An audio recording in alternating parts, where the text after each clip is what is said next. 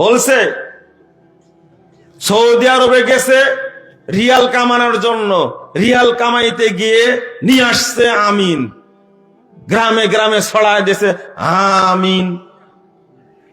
আমিনকে তুমি ব্যঙ্গ করেছো। আমিন বলা রাসূলের সুন্নাহ। কত হাদিস নেবে, শুধু সুন্নাহ না, সারা মাস, একটা মাস সিয়াম পালন করলে যে নেকি হয়, আমিন সালাতে একবার বললে সেই পরিমাণ নেকি হয়। আল্লাহ রাসূল বলছেন গফির লাহু মা তাকাদ্দামা মিন যামবি, পূর্বে যত পাপ হয়েছে সবই ক্ষমা করে দেওয়া হবে। এটা হলো আমিনের পাওয়ার। আর সেই আমিনকে বলছে আমিন, ব্যঙ্গ করছে। হুজুর আপনি ব্যর্থ, আপনি দাওয়াত দিতে ব্যর্থ হয়েছেন, ইসলাম প্রচার করেননি, নিজের মাযহাবী গোলামি প্রচার করেছেন, ইবলিসি আমল প্রচার করেছেন। এই জন্য হয়তো আপনার বক্তব্য মানুষ গ্রহণ করেনি। সৌদি আরবে গিয়ে যখন দেখছে অরিজিনাল ইসলাম, তখন শুধু তার রেমিটেন্স যোদ্ধাই না, তারা দিনেরও যোদ্ধা।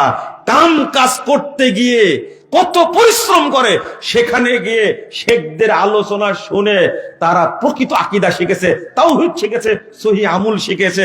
বাংলাদেশে এসে তারা মসজিদ তৈরি করছে, মাদ্রাসা তৈরি করছে, বিশাল বিশাল সম্মেলন করছে তাদের টাকায়। লোকটা হলো মূর্খ, খাটে সৌদি আরবে। আর এই যারা লেবাররা এসে বাংলাদেশ ইসলাম প্রচার করে। হুজুর তুমি মুফতি হলেও তুমি মূর্তি, কাল কিয়ামতের মাঠে দেখবে তোমার দামি নাই। এই লেবারই আল্লাহর কাছে সম্মান পাবে, ইনশাআল্লাহ পাবে, পাবে।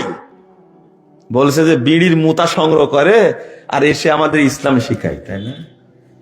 ঠিকই, আপনাকে শিখতে হবে ইসলাম। কি শিখলেন? আমেরিকায় গিয়ে পেলো, আপনারই তো বেটা পেলো, আপনারই তো ভাতিজা পেলো, তো ভাতিজার নামে মামলা করলেন কেন? ও হুজুর, মামলা করলেন কেন ভাতিজার নামে?